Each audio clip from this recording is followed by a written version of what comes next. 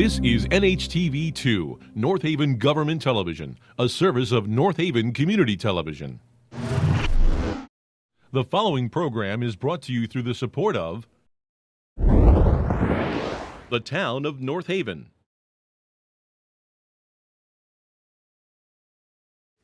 I'd like to call the October 10th, 2024 regular meeting of the North Haven Board of Education to order at 6:30 p.m. A couple of things before we start. First, I'd like to make note of the tragedy that's happening out in the Carolinas and Florida, and if we could just keep them in our thoughts. Hopefully things work out for them. There's a lot of tragedy going down there. Kids displaced, people displaced, so hopefully they can get themselves situated much sooner than later and stay safe in the meantime. There's one other quick change to the agenda today.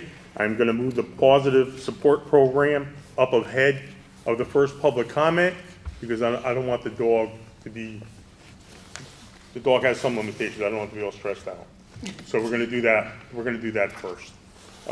So I'd like to go with a motion to approve the September 12th, 2024 Board of Education regular meeting minutes. I'll make a motion. Have a second? Second. Any discussion? All in favor? Aye. Any opposed? So moved. We have our senior rep here, Joe Salamini. Have at it, kid. So, start off with the midpoint of the first marking period just recently passed. Things are going well, and the marking period ends on Halloween. Secondly, the parent conference nights are October 30th and November 4th by appointment through the portal for parents to schedule their appointments. And you can do this through 10/11/24 through 10/23/24. Open house for parents and students considering private schools will be held on Wednesday, October 30th from 6 to 7 p.m. in the library. It is a showcase of NHHS academics and extracurricular offerings. All 4 NHHS grades chose their class officers in elections held a week or so ago. These officers will now set work planning events for their class. After-school tutoring has begun at the high school. All students are welcome to attend tutoring on Tuesdays and Thursdays in the library, which is taught by NHHS English teacher Ms. Pearson and NHHS math teacher Mr. Snow. These offerings are in addition to regular extra help, which all teachers offer. And then the high school has earned AP Honor Roll distinction. This recognition is based on the percentage of students who take AP courses, who pass AP exams, and who take multiple AP courses. Last year we had 205 students take 347 AP courses. This recognition does not even count the other 350 course enrollments we had for our students in non-AP college experience courses, most of whom bring transcripts and credentials towards college credit. Joe, very good. I was just telling your dad how much better you are than when you first started. And it's hard when you first start, but you're loud, you're clear, articulate, everything I'm not. That's good for you. So we have our junior rep just stepped in. Raghav, right? I'm sorry, I'm sure I butchered it. Oh, you're good. Okay. You have a report for today or no?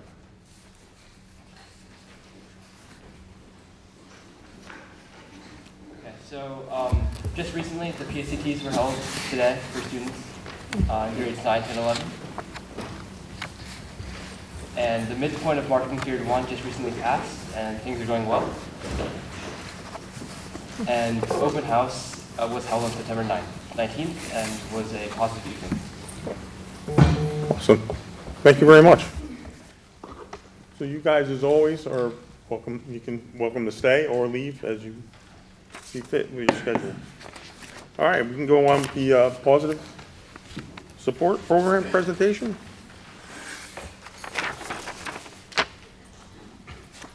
Good evening, everyone. My name is Lauren. I think you need to go to the mic so they can hear you. Yeah.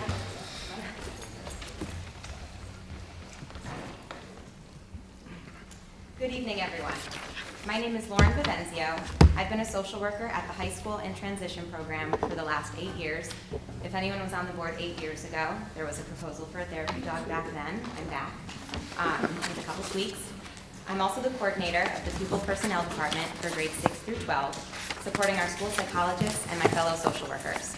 I'm here tonight to propose the initiation of a therapy animal support program within the district. There are many benefits to incorporating a therapy animal, in this case a therapy dog, into our school day.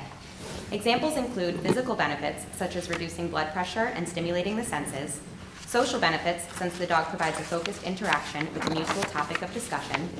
Cognitive benefits, as the dog creates a relatable and engaging point of interest, thus improving student involvement. Emotional benefits, such as the interaction can promote a greater sense of self-esteem as well as well-being, as well as acceptance from others and also lifts mood. And environmental benefits, due to the dog creating a positive environment by providing feelings of non-judgment, understanding, and safety. Similarly, therapy dogs can promote a positive school climate and boost morale, increase empathy and compassion within the school body, increase social-emotional competence in struggling students, and increase positive behavior among students. Therapy dogs can reduce negative emotions such as stress, as well as decrease the time required to establish rapport between staff and students due to the therapy dog creating a safe, judgment-free environment. There are a few different models of therapy animal support. Animal-assisted activities provide opportunities for motivation, education, or recreation to enhance quality of life. Animal-assisted activities are delivered in a variety of environments by specially trained professionals or volunteers in association with animals that meet specific criteria. Examples of animal-assisted activities would be whole school opportunities, such as the therapy dog's presence in common areas throughout the day for any student to engage with for the purpose of boosting morale. Animal-assisted education is a planned and structured intervention directed and/or delivered by educational and related service personnel with specific or academic educational goals. An example of animal-assisted education includes the READ program, where students read to therapy dogs with the goal of improving their reading level, which is assessed by an educational professional. Animal-assisted education could also involve the dog attending counseling sessions or visiting specific classrooms and aligning the interaction to the content of the lesson. There's also animal-assisted therapy. However, school social workers don't provide therapy, so this would not be offered. I adopted Maui from Good Dog Rescue in Memphis, Tennessee in October 2022 when she was 12 weeks old, which is when our training began. This past year, we attended various training classes at Tailsea Win in Manchester, Connecticut, where we qualified for and passed the Intermountain Therapy Animal Team evaluation. The evaluation was essentially a mock visit, which Maui had to obey my commands without treats, while I also navigated us through various situations as they arose, all while ensuring her physical and emotional safety. Maui also went through a veterinary screening to ensure that she is healthy for therapy dog work, and I took a written test. Maui holds her reading education assistance dog qualification, allowing her to participate in the READ program in libraries and elementary schools. A copy of our ITA application, which includes our training certificate, team evaluation, handler exam, vet screening, and subsequent certificates and licenses, has been provided to the Human Resources Department and can be provided to the board as well if requested. I'm proposing that Maui attend various days throughout the school year, such as the first and last days of school, days leading up to or days of major tests such as SATs, PSATs, AP exams, and midterm/final exams, as well as any half days such as our prior to our holiday breaks or our monthly professional development days. Additional days can be added upon request, such as in response to unfortunate crisis situations. A sign would be displayed at the main entrance indicating that there is a therapy animal on the premises. During the days she's in the building, we would be present outside or in the foyer during arrival and dismissal, as well as in the hallways during passing time.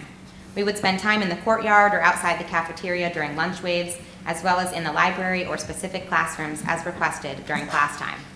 An example of a classroom visit could be visiting our therapeutic learning services programs, where students set attendance goals that must be met prior to Maui's visit as a form of positive reinforcement. Similarly, visiting our intensive learning services programs to teach about emotion regulation and social skills.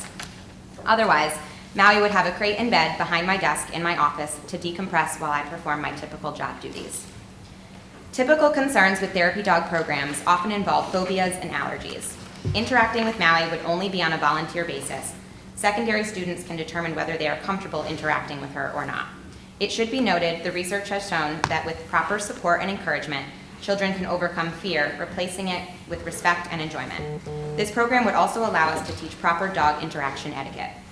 Similarly, Maui is groomed regularly to reduce dander and shedding, but participants would be encouraged to wash their hands after the interaction. Notice would be sent out informing families of Maui's presence this year, including her general schedule. Parents and guardians would be provided with an opt-out form to reply with if they would prefer Maui not engage with their student, so I can avoid their classes as best as possible. Animal-assisted education sessions, such as individual or small group counseling, would require parent or guardian written permission. Students would be informed of Maui's presence this year via our Friday morning video announcements, including proper interaction protocols, for example, no more than 3 people at a time, so as not to crowd her. Speaking with the video production teacher today, he had some ideas in regards to Maui's moment of mental health support tips and tricks and announcements from student services as a recurring segment, which I thought was cool. Her first day would be our staff PD day on November 5th, so staff can receive information on the program and Maui can be introduced to the building. Then her first day with students would be the half day before Thanksgiving. To assist in the prevention of any accidents or situations, Maui would always be on a leash and never be handled by anyone other than myself. As mentioned, she would also have a crate and bed set up in my office to decompress as needed, as well as for if I'm required to perform job duties without her. While she loves treats and toys, she would not be allowed to accept any food or toys from students. She would also not be allowed in food prep areas such as the kitchen or cafeteria for sanitary purposes. Maui is registered by a recognized therapy animal organization to display a non-aggressive temperament that indicates that she is very unlikely to show aggression and is suitable for therapy work. I have been trained by the organization to notice subtle signs that Maui is feeling stressed or overwhelmed. This allows me to end an interaction well before it escalates to a potentially threatening situation. Nonetheless, Maui has liability insurance covered by the business insurers of the Carolinas. The handler would cover all costs associated with the therapy animal program, making it free for the school district. I sincerely thank you all for allowing me to come in tonight and discuss the potential benefits of initiating a therapy animal program in our district, and look forward to hearing your questions and feedback. If anyone is interested in additional information, including the full proposal or a copy of her formal paperwork, please let me know. I understand you have quite the agenda tonight, but she's also here if anyone would like to meet her. Thank you. Is there any possibility you can just kind of, Grab her. Bring Yeah. her in. Yeah.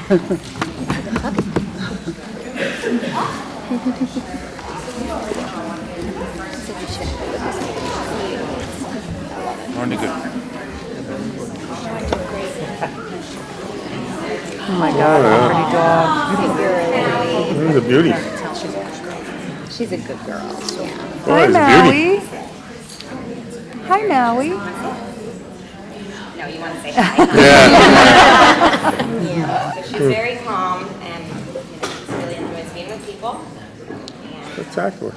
she'd be a great addition to the high school and middle school. Agreed. Awesome. She's so Thank you very much. Thank you. Thank you very much. Somehow anywhere here that we can,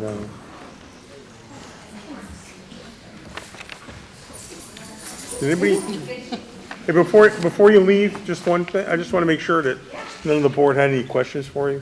Does any of the board have any questions for her? No, I I, had a couple, but then they got answered as the presentation continued. That was a good presentation. yeah, I look forward to the program. I think it's going to be fantastic benefit for the students and staff. Thank you very much. What next steps look like? Yeah, we basically just have to talk about it, and I just have to make a motion to approve it, which I'll do today. Seeing how there's no questions, I don't think there's any. I mean, I just want to comment, I mean, we use a therapy program at my school. We have a bunny that visits, and we have a Great Dane dog that visits from Soul Friends in Wallingford. Yes. It's wonderful, like, for all staff, for all kids, they absolutely love it, you know. My daughter had caught wind of this, and she's very excited about Maui, so thank you for the presentation. I was happy to hear it, and I'm excited about this. And I think, thank you very much. And I think, you know, I proposed random days throughout the year, but I would love to see this grow. She is a read dog, so I could, you know, potentially put a rotation at the elementary schools and get a program going there. I'm also happy to coordinate having volunteer teams come in if we want to, you know, have others come help as well. So there's a lot that can be done Okay. with the program. Well, let's start where we're at, and before we take the big, you know, a big Yes, leap, yes. which I'm sure we'll take. But let's take those baby steps, get you situated, and then you get a lay of the land, and maybe you can make some different suggestions. That sounds great. Yeah. Well, again, I appreciate it. Thank you. Thank you. Thank you so much. All right, I'm just gonna make a motion after. Just make a motion to add it to the agenda. So, may I have a motion to add to the agenda, the vote on the positive support program being instituted at North Haven School System. Make a motion. I'll second. Any conversation? Any conversation? No? All in favor? Aye. Any opposed? Okay, so moved. May I have a motion to approve the use of positive support program in the North Haven educational system starting year 2024 and moving forward? So moved. Second? Second. Any discussion? I'm just really excited about this opportunity. This is very I think cool. it's fantastic. I'm really excited too that we used to, I remember back when I was in Clintonville, there was a therapy dog there and it was a very successful program back then as well. So I'm excited to have it back. And we use them at Mayo Clinic as well, and there are studies showing that they actually help very sick people get better faster. And it's a hospital that predominantly cares for serious and complex, so there are a lot of medical issues and allergies and things of that nature. And I looked into it when this came in our packet, and I'm really comfortable with this, so thank you. It's wonderful that it's free. Yeah, it's my favorite price. All in favor? Aye. Any opposed? Okay, so moved. Very good. Okay, Maui. All right. So now we're gonna move on to the public comment section. This is about things that are not on the agenda. Couple of things. There's a lot of people here tonight, and I applaud everybody for coming out. The board appreciates everyone's involvement. They really do. You may think we don't, we do. If you look at the bylaws say 5 minutes each speaker, 20 minutes a topic. There's a lot of people here, and I like to have as many people as we can speak, and I would also like to get varying sides. So I don't want it to be all one side or all the other side. So what I'm gonna ask is that whatever topic comes up first, and there are several I know that will come up, that we maintain that topic until that half hour. I'm gonna stretch it to half hour until that 30 minutes is done. I think it'll be more consistent, and the flow of that conversation will be much better than if we go from one to the other. The other comment I would like to make, please direct all your comments to the board.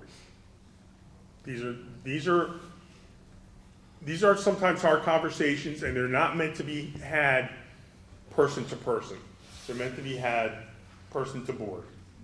So there's no argument, there's no antagonizing conversation, whether it's meant to be or not, between the two. So all comments, please, towards the board. The other thing that I would ask, anybody who comes up to speak, please be from North Haven. Give us your address on the paper and your name. So just sign in, that's all we're asking. Again, like I do every month, be civil. We can talk about anything you like to talk about. If we can follow those guidelines, that's fantastic. Who would like to start? Can I ask a question? Sure. How do we know what side we're on?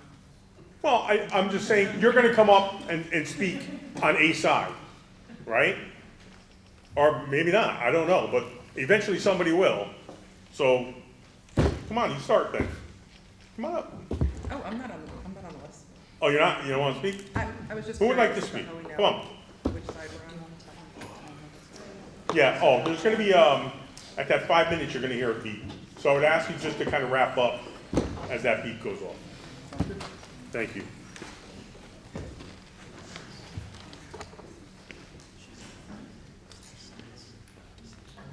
Hello, everyone. Can you hear me? Yeah, you should be good.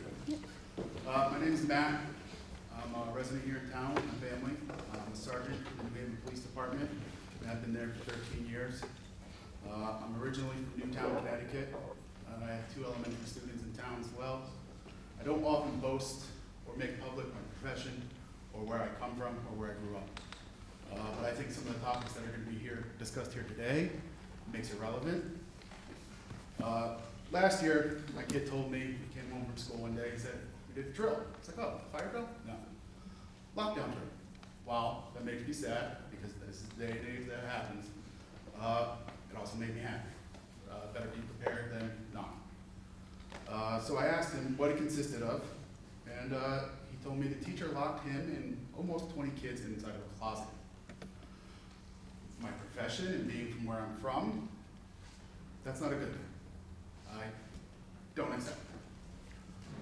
So instead of coming here last year, yelling at you guys or yelling at the teacher, or yelling at the principal, I did my research, did my due diligence. I talked to the people in my profession, people that are much more trained than me and educated than me in active shooter situations, even though I am trained in it. So I talked to them. And quite frankly, being locked in a closet is horrifying. Not 23 miles away, we found a closet filled with kids dead in Sandy Hook. So the other week, yet another lockdown happened in the high school, middle school. We've been having a lot of those lately. It's a good thing, and it's also a sad thing. And from what I'm told, and if I'm wrong, I apologize. Please correct me if I'm wrong. It's only what I'm hearing. We had students locked in a bus during a lockdown during let-out for 30 minutes. Again, putting these kids in a tin tube filled with diesel gasoline that wasn't moved. I know the Board of Education and the police department have to work together. I know that. It could have been a police matter, a police call that said, keep the buses here, get them out of there. They're in a bus. A tin tube is very easily to be shot at. Or someone with bad intentions can walk on that bus, and we're having a different conversation now. So we're basically making our kids fish, and we're putting them in barrels and closets and in tin tubes. While I love the fact that each school has a retired police officer assigned to it, and that we've had that discussion before, I got to talk to one of the officers or retired officers there. I love it. I do. I'm not sure what their training is after they retire, what the training that you guys require. Is it just post-mandated? Is it just certified police officer stuff or LIOSA? I don't know. So if I'm wrong, please correct me. I don't care. I also think that more needs to be done. There needs to be more protocols and training. I looked into that. I know the FBI years ago came out with the run, hide, or fight slogan. That's highly antiquated. Hiding is not good unless you're barricaded well, and a deadbolt is not barricaded. So, I mean, I'm crapping on the FBI, but that's what I do. All right.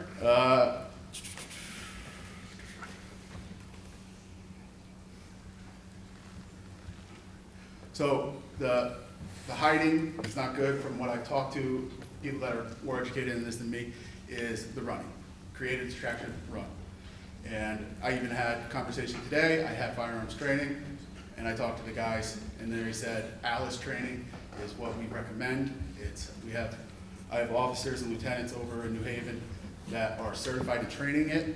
They train civilians there on what to do during these situations. Unfortunately, our teachers nowadays have to be prepared for these situations. It's realistic. It happens all over the country. So I have a laundry list of other stuff, technologies, AI stuff. You have 5 minutes. You say whatever you want to say. All right. I know technologies are expensive. I know, taxes and all that stuff. But UNH is currently using, implemented last year, an AI system that's attached to a security camera. And the AI system, somehow, I'm not a nerd, I don't know these things, is able to identify people that are carrying firearms without even showing them. And then it contacts that company who has retired law enforcement officers monitoring those cameras, and they determine the threat level.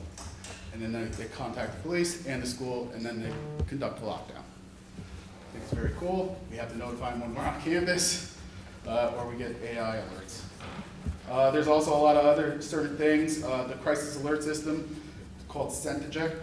It worked in Georgia, I think it was last year. It's emergency alert buttons on their ID badges for teachers or administration. And during that active situation, those buttons were pressed, and the cops were there in less than 2 minutes. Situation handled, shoot her down. Okay, I don't want to cut you short, but the 5 minutes is up, and just in fairness to everybody else, I appreciate your comments. I'm gonna kind of wait and I think bundle them at the end to make comment on everything. Sir, Thank you very much. I really appreciate it. thank you, sir. Thank you.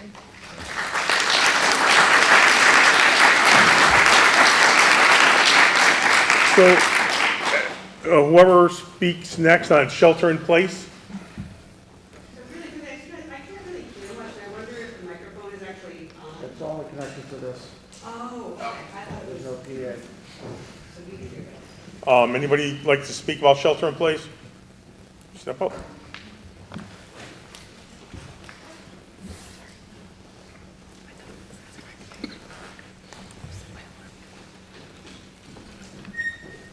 And just, have you signed in already? Yes. Thank you. Yes, I'm all set. Thank you. So my name is Megan King. My maiden name is Minkowski, for anybody who might recognize the name. I have been born and raised in this town, and now my kids go here. That was my husband that just spoke. My father is a retired sergeant of New Haven for 30 years. My brother is currently a Wallingford police officer. My husband's father is retired Norwalk. You get it. I already reached out to Mr. Stirk. I am here to talk about the communications, which I thank you. I think the communications have greatly improved since the start of the school year. The last two incidents, Monowese and Green Acres, have really turned around in the sense of you're identifying what's happening as a shelter in place. There could be different levels for the threat.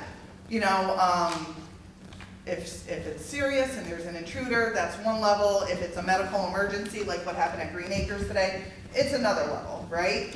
There could be different shelter in places, so you are not panicking the parents. With that being said, I really liked how Monowese and Green Acres, the last two, came through because it was the communication first, followed by the follow-up email, explaining what the situation was and what occurred. I am here really to follow up on the shelter in place because I had sent this to Stirk. It is called Lockdown. I already did my due diligence. I called the company, I got prices. This is what we want to have at our schools. All of North Haven, it would roughly cost about $5,000 a school. We have that, I know we have that in our budget. Roughly, it's $75 a unit. The more units you get, the price goes down to $60 to $65 a unit. This can make a difference, and again, if we don't want the kids running out of the school, you would want to barricade them in the school. Every single classroom door would have this, a main office, whatever. The only doors that do not have it is the exit doors. You need fire marshal approval, as I already discussed with Mr. Stirk.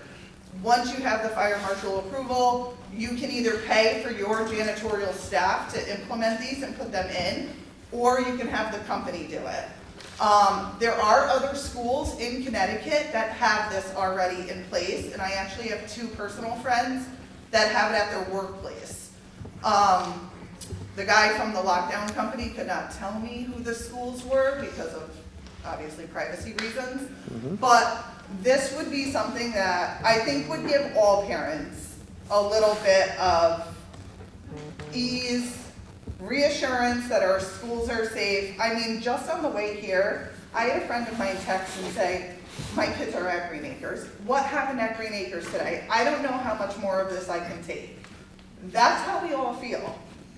So if we can change it, put something extra in place, I'll raise the money. Tell me what to do. I will raise the money. Okay? It's our kids' lives on the line. That's it. Okay, thank you very much.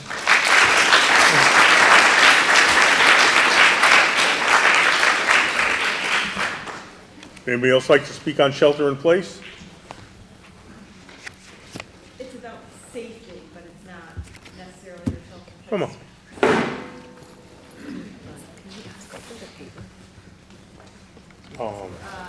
Alyssa D'Amico, 60 Connor Road. My son goes But I can get it if you to, want.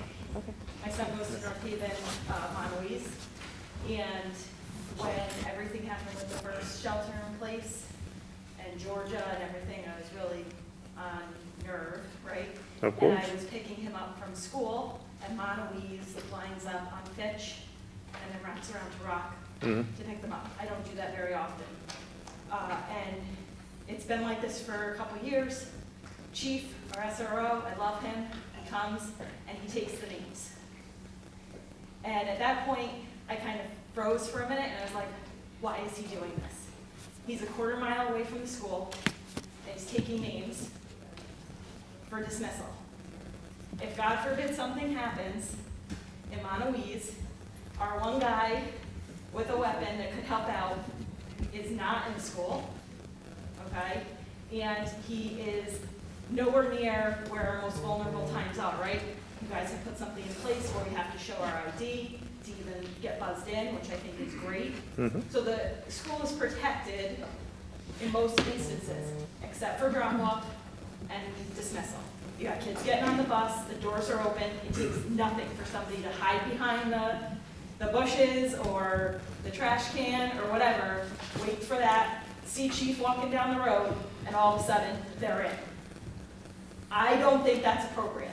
You got interns, you have all different kinds of staff, they're out there letting the kids in the doors, have one of them walk down the street and take the names, all right? Because in the first few days of school, when Boys and Girls Club wasn't even available, which is a whole separate topic, because it should have been open from the day one, but the line for parents was literally down to Spring Road, and Chief was down there. That's inappropriate, okay? There's nobody in that building that can protect those kids but him, and he would have never made it in time. So, I hope you do something about that. Fair enough, thank you.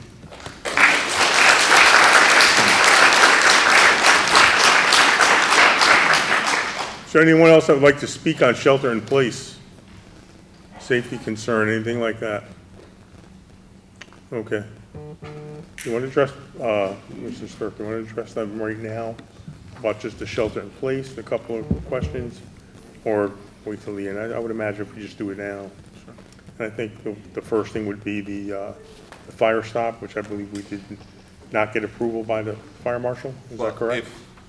If the night lock or lockdown is fixed to the door itself and to the floor, the fire marshal, the state fire marshal said that it would not be approved. So I'm not sure on that. The Okay. lockdown that Ms. King mentioned, but I know that the night lock that we looked into. So, do you have the paperwork with you? Yes, I do. Is So- there, can you, have it? hand that off to us? Yep, and I told Mr. Stirk too that there is a retired fire marshal that's part of this company, purposely for fire marshals who would not want to, make Yeah. change.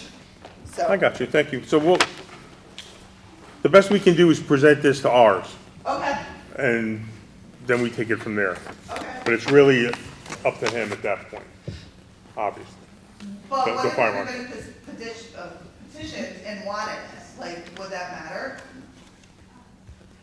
To force the I fire marshal to make- don't know first of all, I don't even know if he's denying it. Okay. So let's just, I don't want to get too far ahead, but it would really depend on if he denied it, why he denied it. Right. If a petition would be any effect or not. I don't know. So it's a question I really can't answer. Okay. Okay, fair enough? How do I follow up on this? Because I can be the biggest nag in the world if I need to. Talk to my wife and we'll see if you can. My wife is a very lovely woman. I can communicate out. Yeah, we can communicate that to you Okay. directly. Okay, Okay. thank you. That's fine. Go ahead. Yeah. If being affixed to the door is an issue to the fire marshal, let me know somehow, or let my wife know, because there are other options that, there's like metal, it's simple stuff, metal sheets that go on the hinges of the doors can be removed and replaced.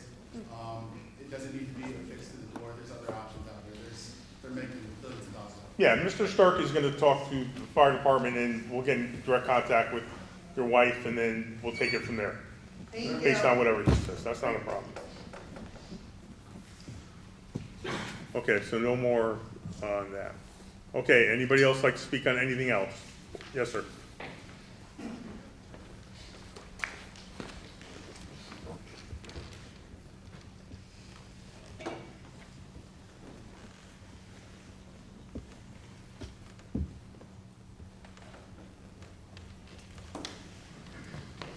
Benjamin Lovick, 8 Forest Ave. I've spoken to Mr. Stirk in the past on this, and I've emailed the school board about a year ago about the access coming from Overbrook Drive onto the school property. There is a cut through right there that has some stones to prevent larger vehicles coming through. Recently, I've noticed, because I walk through there quite frequently, somebody's driving around that and have gone through the weeds, and now there are tracks coming from the private road onto the property. In addition, there is a lot of poison ivy growing through there, and I know we've talked about that in the past, and it has been sprayed, but it grows continuously.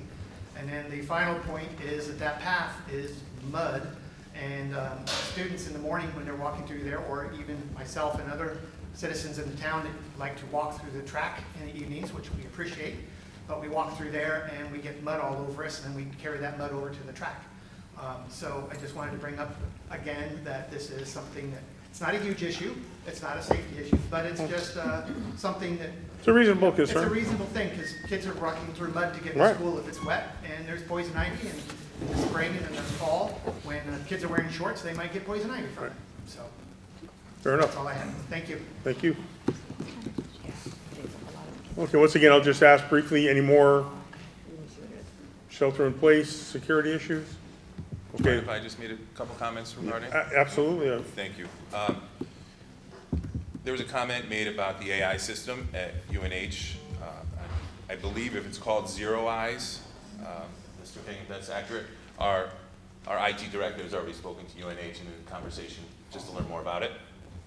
And after today's threat at the medical emergency at Green Acres, I had a conversation with Deputy Chief around different shelter in places or different protocols that are softer for different situations, as opposed to a blanket shelter in place.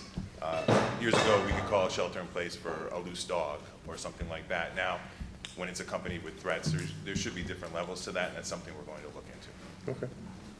That's fine. Thank you.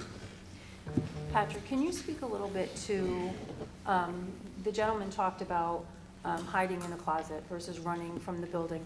And I know in our school, we follow certain protocols, and I know there are different thoughts, theories about what's the best and what's the safest. Can you talk a little bit about how we as a district have decided to do what it is that we do? So our directive is to not hide in a closet. We'll have to review that with our staff once again. In consultation with our police department, it's very situational. During a lockdown, obviously you want to be out of view from the door, but if there's a situation that requires you to leave the building, the teachers have the flexibility to make that decision. If it requires you to make any decision for the safety of the children, the teachers are empowered to do so. We've set up more efficient lockdown calls within the buildings where teachers are able to use their phones to call lockdown if they need to. It doesn't just have to come from administration. So there are different avenues to make calling such situations a little bit quicker. Thank you. Can I build off of that for a second? In where I work, we use Silox in order to communicate. Like when we come in, you have to register where you are, and if we have a lockdown, it pops up on our computer, and then, like you're saying, it empowers the teachers to make decisions because it can be communicated where a threat in the building is. So if you're on the other side of the building, you can get out. Does our district use any sort of communication system like that during We have lockdown? something like that, yes. We geofence around the buildings, so we can identify where certain calls came from. And I think there's a little bit more in depth in that. Jen K can get into it a little bit more than I can, but we do have some programs like that. Okay, thank you. And at the Can same we put time, the numbers outside, sorry. And we put the numbers outside so they're easily identifiable, and all of our police squad cars have We did that last easy year. access into our buildings as well. and I think similar to the lock company, we can't necessarily tell the public Right. everything that we have in Correct. place to keep children safe, because that kind of defeats the purpose. So there has to be some kind of level of understanding of that as well. And know that, you know, so many of us either have had or do have kids in the schools, and even if we don't, none of us ever want to do anything that would put any of our kids or staff in harm's way. So, you know, we are just as aware of the dangers as you are, and we want to keep them safe, and we want to try to do it in a way that's not going to harm them emotionally at the same time too. So I guess I have to stop You're up. talking. Time But to- I just don't want you to think that we're not aware of all of this and we're not always actively looking to make it better and safer for the kids and the staff. Very true. Thanks, Randy. Okay, anybody else like to come up and speak? Come on, Anna. I just thought of a question.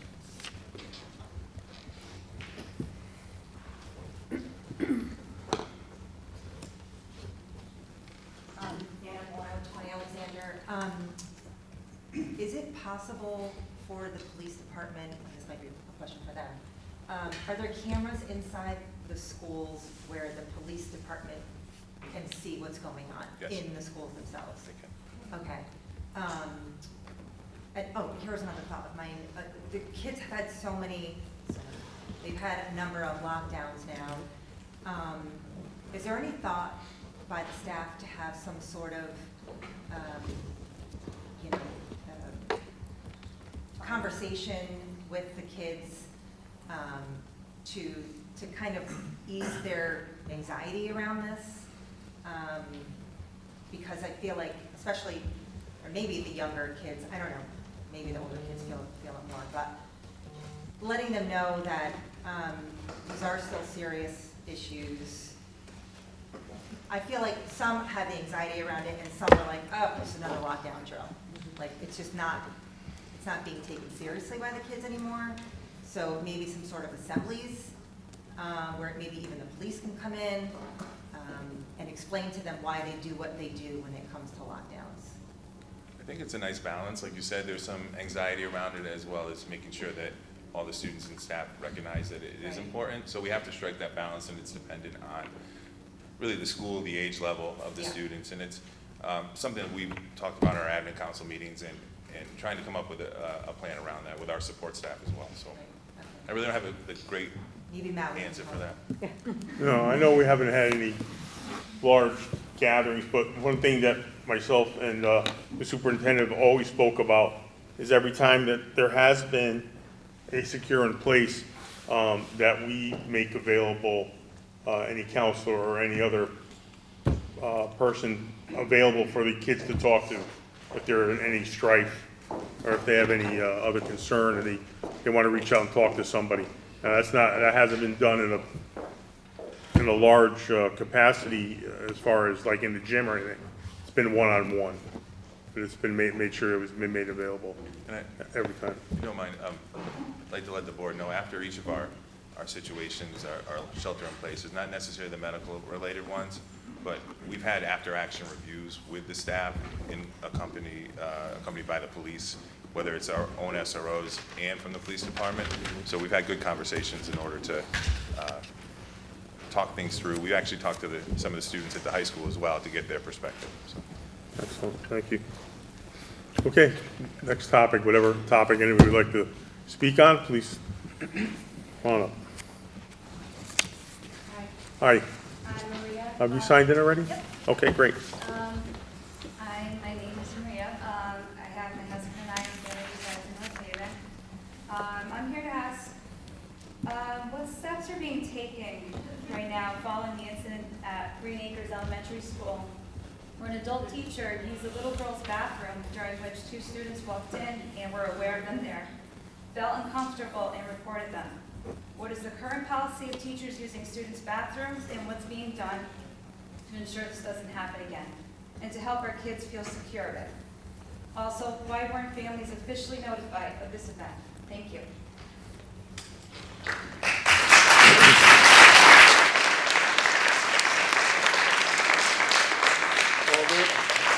Well, there are a couple of. Can you stand there? I can. No, you don't. No, as long as you can hear me, and if you have a question, you can come back up or talk from there. It doesn't matter. As far as what do you do to stop that? There's nothing you can do to stop that other than if it happens, you react to it immediately. These teachers know where their bathrooms are, where they're supposed to go, where they're not. I promise to get with you. Where they're not supposed to go. They know that ahead of time. If they choose to do something other than that, we deal with it immediately. This particular incident was dealt with immediately. There was no real lag. It was discovered, dealt with right then and there, And that person had left the grounds immediately after that. Go ahead. Are the doors marked, the bathroom doors marked with students only or anything? In case a substitute, like in this scenario, came in, not familiar with the school, is there anything marked on the doors? They are. That, you know, They are. And all substitutes know, and all current full-time and part-time teachers know where they're supposed to go. They all know that, without question. So there's really no preventing it other than if it happens, you deal with it. If you like to speak, you have to just come on up here. And I'll get with you, ma'am. I'll get with you now.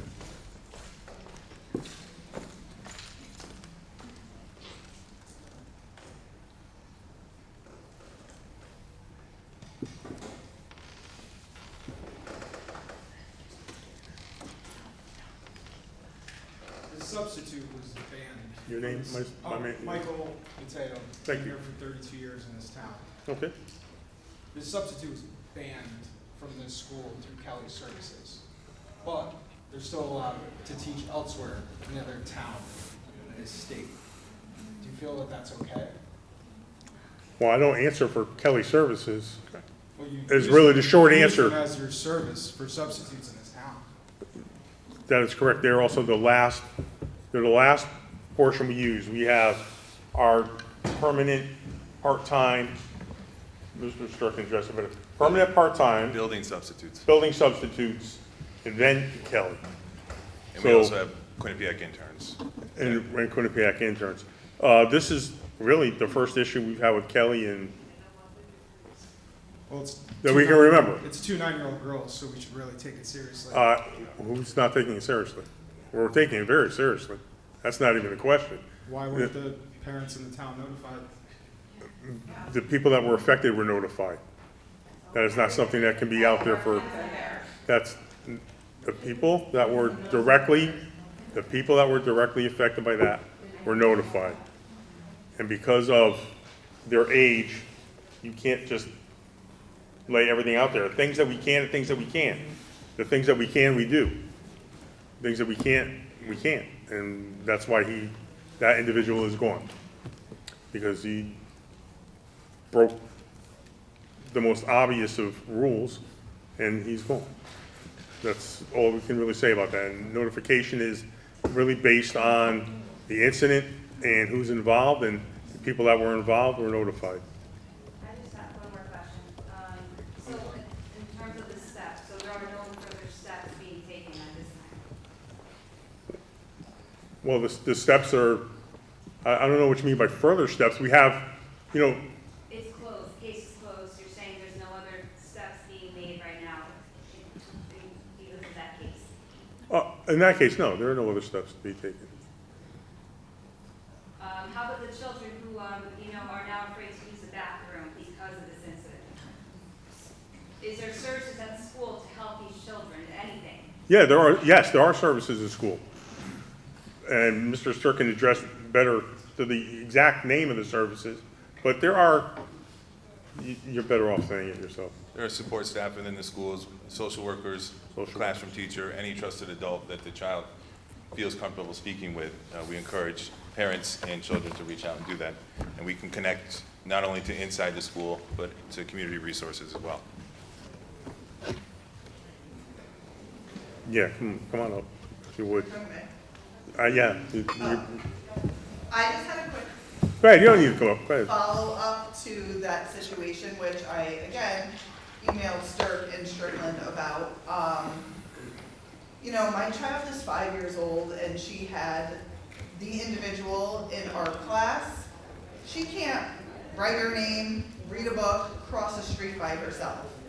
But she came home asking me why there was a boy with hairy legs, dressed with a skirt on and whatever, what everybody wants to be is what they want to be. But is it possible that we just do our due diligence in the sense of, if you're hiring from Kelly Services, maybe put those individuals with older kids who kind of understand the world a little bit better, and not my 5-year-old.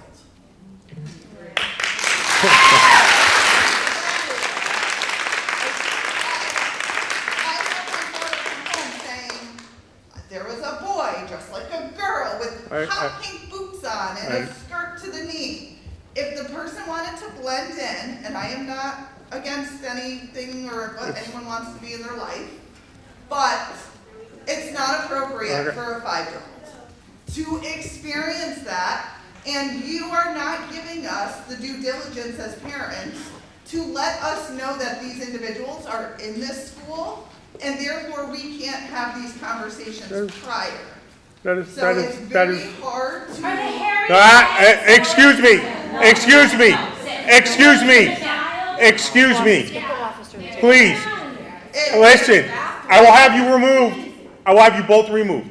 I asked you nicely at the beginning. Please, direct your comments to, direct your comments to the board only, not at each other. If you can't be civil, I will ask the officers to remove you from this meeting. I do not want to do that. You are here because you care. You're here because you like to make comment. Please save it for the microphone and to the board. Yes, sir, I apologize. Thank you. Are we good? I'm asking a question. Do you think that's appropriate for a 5-year-old to experience? It's not for me to determine 5-year-old, 7-year-old, 10-year-old. The fact remains that that teacher was qualified to teach in that position. I'm not going to call out a colored teacher, a black teacher, a Puerto Rican teacher, a trans teacher. No. Teachers are teachers. Teachers are teachers. That is it.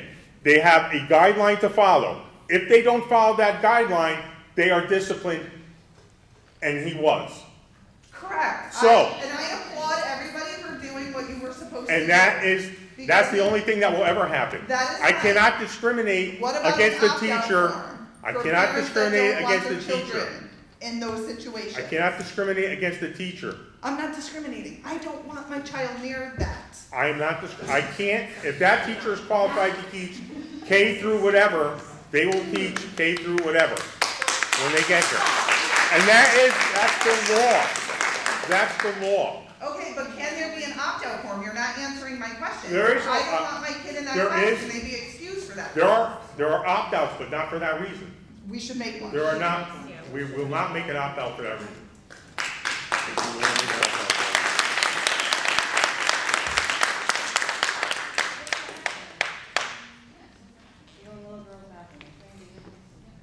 I'm okay with.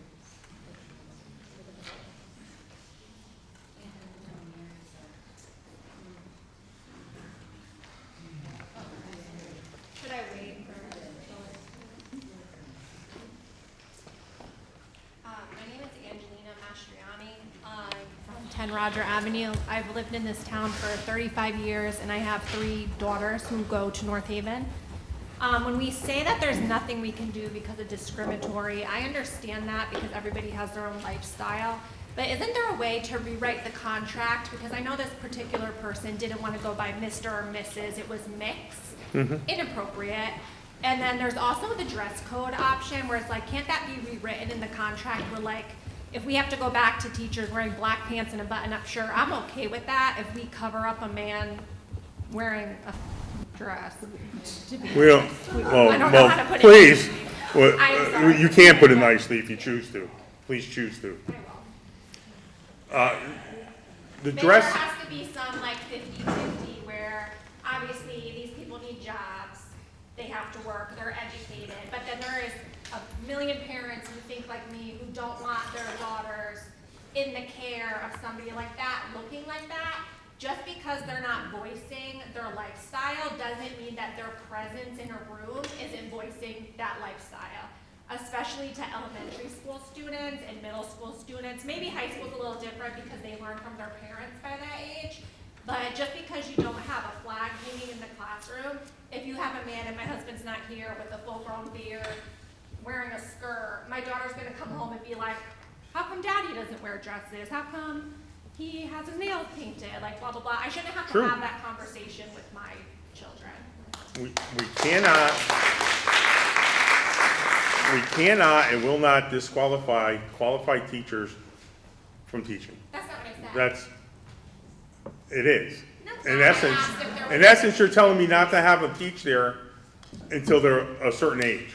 No, that's not what I'm saying. I'm saying there has to be a 50-50 rewrite the contract somehow so it's appropriate for both sides. You can't rewrite a contract like that. You either are qualified to teach, and then when you come here, you have to follow the parameters that we set forth for our teachers. I mean, So then listen, it do goes I back want to it? what this woman was saying. Yeah. I'm sorry, Mr. Mayor. Yeah, Opt out. I don't want that person around my child. Period. we do not have opt-out for that. Okay, then you guys are gonna lose a lot of students. We don't have opt-out for Student that. in Sacred Heart Academy because I know it wouldn't be acceptable as like a Catholic school. But if it continues and it gets worse, like you guys are gonna lose. Well, listen, all I can tell you is that is your parental right, and that we cannot pick and choose who qualified teachers are and where they teach.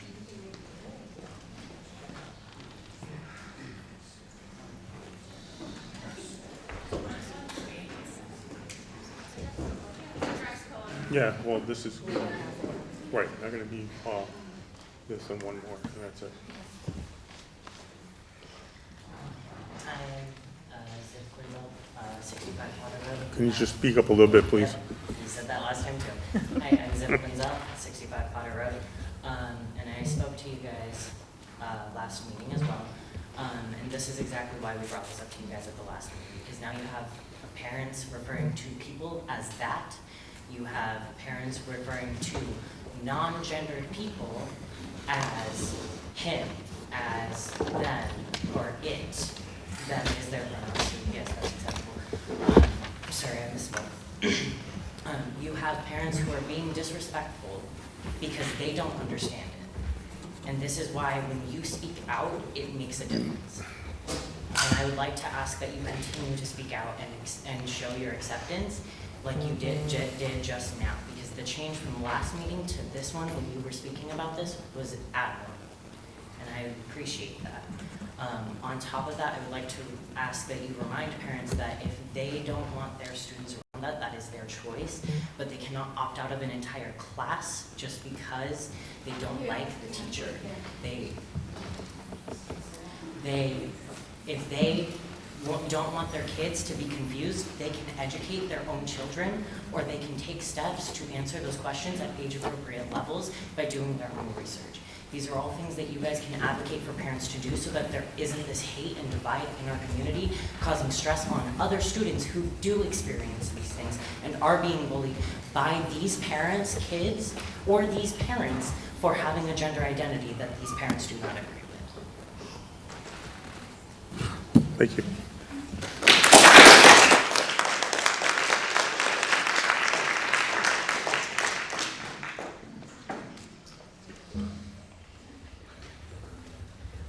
And I think we're going to close with you, Luann, because we're at about that time. All right, you know what, I'll let one, and you'll be the last one. I wasn't going to speak, but I did write something. And I heard the word hate again, and it's not hate. It's not hate. And I'll just read what I wrote here. And I'm sorry, I know I'm not supposed to talk stuff. So I'll just read what I wrote. I am exhausted of the back and forth at every Board of Education meeting, as I'm sure you guys are too, where parents like myself are accused of hate simply for wanting to protect our children from ideas that they are not ready to handle. We know our children best. They are not ready to handle it, okay? And we have to, here we are, once again, speaking up for our rights as parents. And Ron, you said it best, it's our right as parents. We shouldn't have to keep defending our right to raise our children according to our values, just as others shouldn't have to defend their right to live as they see fit. Both sides have rights, and it's time we start recognizing and respecting that. At the last meeting, many expressed anger and disgust at parents like me who raised concerns when a biological male dressed in a skirt was placed as a substitute at the middle school. This substitute insisted students refer to him as Mix, and when children giggled, he became upset. Well, just a short time after that meeting, the individual was placed at one of the elementary schools, and our concerns became a reality when this same substitute used a little girl's restroom, despite knowing no staff member is allowed in the student restrooms. We all know what happened after that. We've already talked about it tonight. This is not bigotry, it's not hatred or fear of someone's identity. We don't care. It's about ensuring our children feel safe and secure. To be labeled as bigots or transphobes for expressing concerns about our children's safety is both insulting and ridiculous. We live in a community that values inclusion, right? But inclusion should never come at the expense of our children's physical and mental well-being. What happened in that restroom shows that we as a community need serious discussions about where our priorities lie. Children have a right to feel safe and comfortable in their schools, including their classrooms, bathrooms, anywhere. As a parent, I feel that if my child is in an inappropriate situation, I have the right to remove them. Others can decide that their children can stay in the classroom if they feel that's right for them and their family. But I expect the same respect when I make decisions for mine. In a school setting, the needs of the kids must come first. No adult's need for validation or personal comfort should take precedence over that of the children. Requiring young students to refer to someone by a title they've never heard before is unnecessary and confusing. And then to get upset when they do not comply is super harsh. Now, we wouldn't allow a female teacher to wear a revealing miniskirt or a male teacher to wear spandex biker shorts because it would be disruptive to the learning. So why that individual could have chosen to wear gender-neutral pants, but instead chose to wear a skirt where they knew the kids would notice and make a fuss. The district must decide what takes precedence, the comfort and security of our children or the personal expression of staff and substitutes. We need policies that protect our children and prioritize their comfort. Schools should focus on education, reading, writing, and arithmetic, not on advancing social or political agendas. The well-being of our children.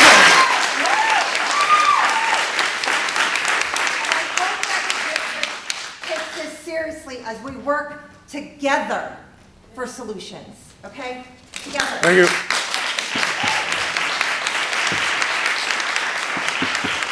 Okay, and you'll be the last speaker on this subject. Excuse me, sir, if I may, just a real quick one. I know you said that some issues can't be like notified to all the other families of Correct. the school, whatever. However, shouldn't these conversations be had at home between parent and child to prep them in case this scenario were to occur, that they know what to do? I cannot, I'm just- what I'm saying, whatever happens between the child and the parent at home is between the child and the parent at home. Parents' families are not notified. They didn't know to have that conversation with their You kids. can only make certain notifications. I cannot make blanket notifications on every incident. There are some things that cannot be said. Yes, sir. I'm Dan from Marswick 73, Lexington Gardens. I have been listening tonight, and I can't help but try to contextualize this conversation a little bit. You know, on the other side of the Supreme Court's decision for Brown versus Board of Education, there were a lot of people who didn't like that decision. And those folks realized pretty quickly that the law was not on their side. So they had to figure out a way to try to get what they wanted. And really, you saw three things happen. One, they softened their language. Two, they created a movement. They actually came up with a name for it. It was called massive resistance. And that was really marked by a few things. Number one, a very large push for parental freedom of choice, because a lot of parents did not want their children being taught by black educators. You also saw a lot of threats to pull students out of schools. That happened massively in the South, on the other side of Brown versus Board of Education. And the third thing that you saw was people trying to maneuver around the law with suggestions like potentially rewriting contracts or creating opt-out clauses, trying to find little nooks and crannies to figure out a way to reverse or to not enforce the decision that the Supreme Court made. And I can't help but see a lot of those same things happen in this room tonight. There's been a lot of those very similar attempts. And you know, we study history to not only understand the world around us, but hopefully to learn from the mistakes that people have made in the past so that we don't make those same mistakes again. And I think if history has taught us anything, it's that people who are on the side of discrimination, people who are on the side of hatred, are not looked kindly upon as you get into future generations. That type of behavior and those types of strategies were wrong 70 years ago when they happened, and they're still wrong here tonight. Thank you. Thank you.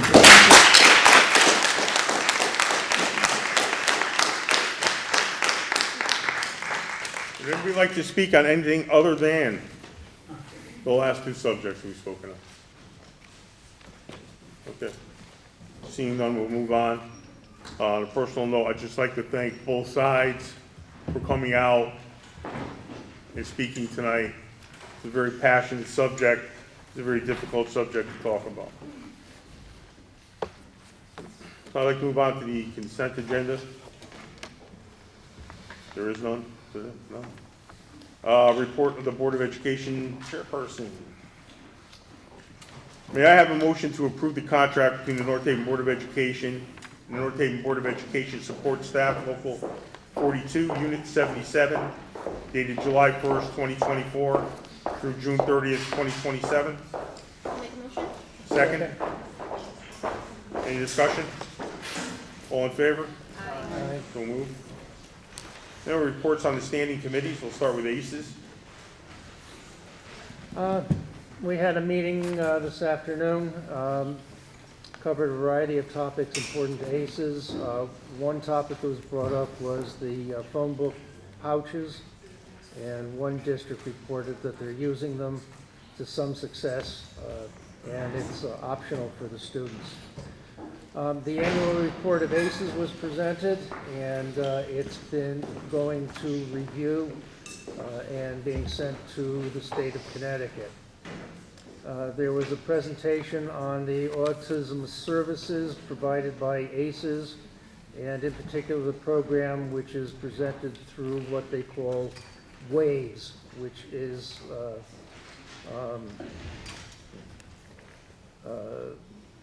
a program that's set up between three separate programs that they have. One is Whitney School, Village School, and then ACES Sales. And it's a program which can start at age 3 and goes through age 22, with the idea that students are taught to become citizens within the community and work with their various programs. Two of the schools, particularly Whitney and Village School, work with approximately 360 staff, covering the variety of special services for the various programs. They also contact and work with CONCASE, which is the Connecticut Association of Special Education Administrators, and they meet periodically to discuss area-wide programs for special ed. Bassett Road School was brought up. It's under construction. It's primarily going to be a special ed program. It's going to incorporate eventually programs which will help students with life's programs such as grocery stores, salon, going shopping, working with partnership in various local businesses, and other activities to help them work in the community and earn an income for themselves.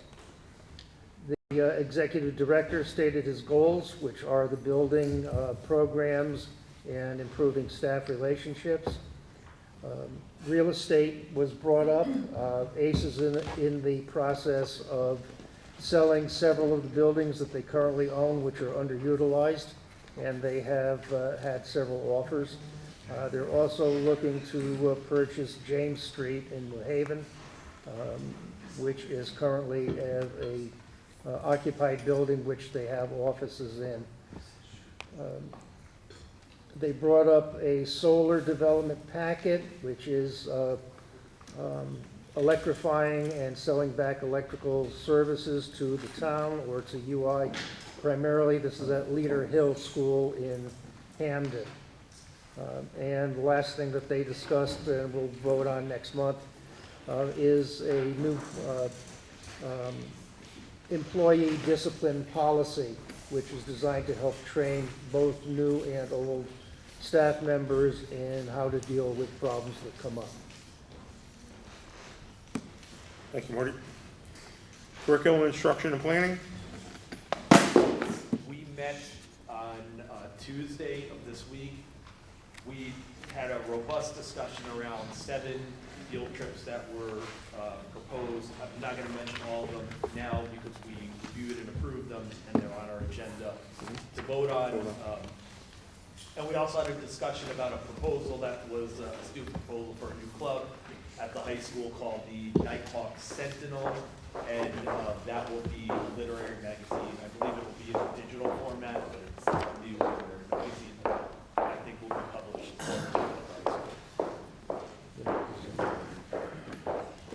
Is that it? That's it. Yep, sorry. Okay, all right, no problem. May I have a motion to approve the North Haven High School Music Chorus Festival Music Field Trip to Washington, D.C. from April 10, 2025 through April 13, 2025? I'll make a motion. Second? Any discussion? All in favor? Aye. Opposed? So moved. May I have a motion to approve the North Haven High School Culinary 2 Disney World Field Trip to Orlando? Excuse me, from April 24, 2025 through April 28, 2025. I would make a motion. Second. Second, any discussion? All in favor? Aye. Opposed? So moved. May I have a motion to approve the North Haven High School Photography Field Trip to Boston, Mass. in April 2025? I'll make a motion. Second? Second. Any discussion? All in favor? Aye. Opposed? So moved. May I have a motion to approve the North Haven High School hockey team trip to Thayer Ice Arena in Warwick, Rhode Island on February 8th, 2025? Make a motion. Second. Randy, would you like to second? Just a little sad. Any discussion? All in favor? Aye. Opposed? So moved. May I have a motion to approve the North Haven High School Economics Students Field Trip to the Federal Reserve in Financial District in New York City on April 30th, 2025? Make a motion. Second? Second. Discussion? All in favor? Aye. Opposed? So moved. May I have a motion to approve the North Haven High School Advanced Fashion Students Field Trip to the Garment District in New York City on April 30, 2025? I'll make a motion. Second? Second. Any discussion? Randy said she'll chaperone. All in favor? Aye. Opposed? So moved. May I have a motion to approve the North Haven High School Photography Field Trip to New York City in April of 2025? I'll make a motion. Second? Second. Any discussion? Yeah, if I can just say a big thank you to all of the teachers and chaperones who are going on all of these field trips. It makes a huge difference for our kiddos to be able to have these opportunities, and thank you very much for taking the time. Amanda beat me to it. When I got my packet and I was reading about all of these amazing field trips that are planned, I was super excited for all the students, and as a teacher, I know how much work it is and how much time they put into it, and they're going to be fundraising, and they're taking these kids mostly out of state, and it's great. I'm very excited for the students, and thank you to all of the teachers that are making it happen for them. Agreed. All in favor? Aye. Opposed? So moved. Finance and operations? It's gonna be really short and sweet. We met last night and had great discussion, but I think Christian's gonna cover most of it in his update, so I don't wanna steal the thunder. Very good. North Haven Education Foundation. The Ed Foundation met yesterday morning. There were 2 grants submitted for approval, and one actually being the very first ever submitted by a student. The board discussed each of them and decided they needed additional information. It was also mentioned that this is the 20th year that the Ed Foundation has been in existence, so I just wanted to take that opportunity to thank them for 20 years of supporting the district. They've done some really amazing things for our students. Awesome. Okay, we have a couple of policy first reads. First read of Series 4000 personnel, prohibition of sex discrimination, including sex-based harassment. Series 5,000 students, prohibition of sex discrimination, including sex-based harassment. The second read on policy 5118.1, students, homeless children and youth. Ad hoc athletic committee. So we met a couple of weeks ago. In your packets, you'll see the draft, which I think we'll vote on tonight, of a building facilities usage request form. So basically what this packet is a form that if anyone wants to use any of our facilities, it could be the auditorium in the high school to any of our athletic fields, this entire packet needs to be completed. And it includes things like the police and fire department have to know information like how many people are expected to attend, and then they can decide if police or firemen need to be present at the function and how many of each would be needed. And even if it's 0, they still need a signature from someone from North Haven Police or North Haven Fire. They have to show proof of insurance. We have in here the custodial cost per hour based on the current contract for the custodians, which will change as contracts change, but the cost in here is what is currently for, I believe what we did was the highest paid custodian, so that it could be less, but it won't be more than that. So that will help with the estimate of cost. What other, some additional guidelines for just safety and things like not driving on the grass, things that are allowed in the parking lot, no dogs, that kind of thing, just to keep all of our facilities safe and clean and intact. Cost of rental fees is not in here. That's something that we're currently working on and hoping to get for the November, if not the December board meeting, so that we can put that out and start renting to people in town, local, something like the North Haven Lacrosse, all the way to teams that travel and have different kinds of competitions. And so we have different groups as far as cost goes. So we have nonprofit groups and we have for-profit groups, and the price changes based on the group that they fall in. So I don't know if anybody has any questions about this packet. Be happy to answer. Yeah. A couple questions. Yep. So you said the paying for the custodian, if it's and if I should know the answer, I'm sorry. Nope. But if it's a night game, let's say, and I don't know, one of the youth teams wants to use the field, but the inside facilities aren't going to be used, do you have to still pay for the custodian? Well, because somebody has to clean up the field. So there's people are going to use garbage, drinks, the bleachers. Trash. It's going to depend on the location of what they're using too. Okay, Do you so know what I mean? it depends. It will vary, but yes, because the field still has to be cleaned up. The whole purpose of a lot of this is so that we're not taking out of the educational budget to cover things that are not public school related events, if that Sure. makes sense. Mhm. And then for our in-town teams, I know it would be great to generate some revenue with some out-of-town teams, and, you know, we have beautiful facilities for Mhm. tournaments and things like that. They could also bring some revenue to town. Mhm. For our town teams, will they, I know you said the rates vary, but for our town teams, will there be a discounted rate Yes. for our own teams? Absolutely. Yep. Significantly less than for-profit organizations and teams. And is there, sorry. It's fine. Is there a limit, or is there only certain fields that a youth team would be able to choose from? Like, could they use the turf? Can they, or is there only certain fields that will be rentable? No, first they have to go through, I think it's Steve first, and then he talks to Park and Rec, and they kind of coincide, right? So Okay. they talk to each other and make sure that it's available first, because all of our school teams get priority. Mhm. And then if the turf, for example, is available, then that's rentable, and then somebody can use it. But the school teams get priority. Yeah, fair. I just know some of our town fields don't have lights, and that poses a big issue, especially with practices Right. now. Like, there's only a certain field, I know soccer practices like on half of a baseball field because it's the only Because of place the that has lights. Yeah. I was just curious if all the fields are up for grabs as long as they are Yeah, and available. Yep, and I think they're all listed on here. So they're listed, high school, middle school, East Turf, West Turf, middle school softball, practice football. And then the middle school is Vanacor football field, Vanacor track, Bailey Road baseball, Bailey Road soccer, Vanacor practice field, and then the athletic complex, DeMayo, Brozak, all-purpose field, tennis courts, and Yep, Brookfield. so everything's listed there. Perfect. Yep. Thank you. Yep. Anybody else? I see on the form that, like, buildings are listed. Can you just give me an example of, like, what in the past somebody would have come to us and said, can we use, obviously I know fields are being used for athletics, and I've heard that, but I'm just curious what else, like, what our buildings might be used for, that this form would be filled out for. It's like kids for kids or stuff like that. We have Theater, I would imagine. theater, Cub Kids Scouts, for kids. Kids for Kids, Dance recital. even the preschool Rotary maybe. pancake breakfast, Yeah. something like that. Good stuff. Just curious.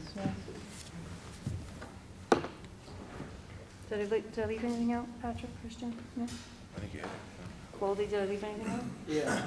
I did? Oh, thanks. Thanks. Anybody else? Okay, may I have a motion to approve the North Haven Public Schools building and usage form? I'll make a motion. Can I get a second? Second. Any discussion?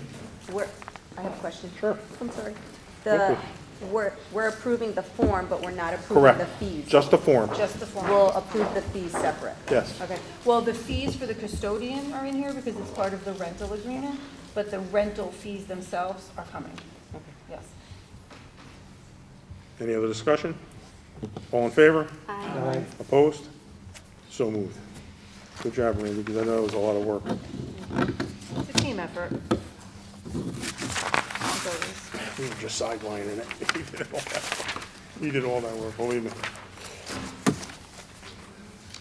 Superintendent's report. Thank you.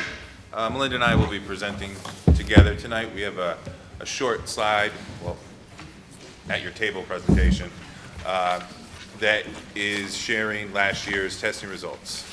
So on the second page, or the second slide, I should say, instead, you'll see the vision of the graduate, which drives our work across the district. And these results that you're going to see in the upcoming slides are a product of applying these competencies and dispositions to our daily instruction.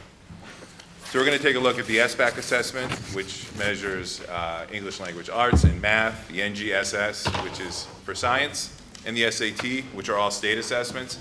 And there's also a slide towards the end regarding the iReady platform that we use, which is a in-district assessment. So moving on here, it's hard without the slide, so we're going to slide 4 right now. And when you look at the SBAC and the NGSS assessments, mastery is measured by students who achieve a 3 or a 4. So it's from 1 through 4, 3 and 4 are considered mastery. And when compared to the state, North Haven Public Schools performed well above the state average in English language arts, math, and science. I'm going to talk you through slide 5, and this one demonstrates the progress each elementary school has made in math, language arts, and science. The percentages in the parentheses represent the scores from last year, and out of 12 areas listed, our schools have shown improvement or stayed the same in 9 of them. So if you look there and see from last year to this year, we have some really, really nice growth. We would like to draw your attention to Clintonville's scores as they improved 12% in math, 21% in language arts, and 19% in science. And Green Acres had an improvement of 12% in math, 10% in language arts, and 13% in science. The next slide shows how the district performed against our district reference group, our DIRG, in each of those categories of language arts, math, and science, from a grade 3 to 8 SBAC whole district perspective. When we get our accountability reports from the state, they probably will be coming in the next month or so, we'll look at each school individually, but this just gives us a snapshot altogether. The district ranked 5th in our DIRG for language arts, again, combined grades 3 through 8. I mean, Melinda, this is amazing. I mean, test scores are directional, right? Everything isn't about the test scores, but like, these are amazing results. And I'm curious if you've heard anything from Rocky Hill on what they're doing, because they are consistently performing really well. And just one thing for the public to note is we beat Old Saybrook. I know. which is like Old spends like Yeah. between 5,000 and 7,000 more per student to educate our kids, their kids. So that's a big deal. That is a big deal. Yeah. I think it's just a testimony to how hard our teachers and our Absolutely. administrators work with our students. Got the best of the best. Yeah, this is here, a credit to I'll tell them, ya. for sure. Yep, absolutely. So on slide 7, you can see that we rank 6th in our DIRG for math. And just for perspective, there are 24 schools in our DIRG. We're one of the largest DIRGs. And as you can see, again, Amanda, to your point, there are many of the same districts at the top of our DIRG. Slide 8, we really make incredible progress in science, or made incredible progress in science over the past few years. And we're ranked 5th in the DIRG for this year's administration or the past year's administration of the NGSS. And this includes grades 5, 8, and 11. Those are the 3 tested grades for the NGSS. I'm going to dig deeper a little bit on slide 9, and this one highlights some of our achievements broken down by grade. As you can see, grades 3, 4, and 5 are at the top of each of their grade levels within our DIRG. North Haven Public Schools grade 3 students ranked 1st in language arts and 2nd in math. Grade 4 ranked 3rd in the DIRG in language arts and math, and grade 5 ranked 3rd in language arts, 2nd in math, and 2nd in science. To what you had just said, Amanda, we are so proud of our students, our teachers, administrators, and coordinators for leading this work. Once we receive the district and school-based accountability reports, we will dig in and then we'll look individually at schools and identify next steps in our work. We should have a party too, because this is amazing. This is really good work. We're very excited. Slide 10, before we move on to our SAT data, I wanted to just touch upon the iReady district data. And we monitor fall, winter, and spring, kindergarten, just winter and spring. But it gives snapshots of our progress in language arts and math from our fall administrations to our spring.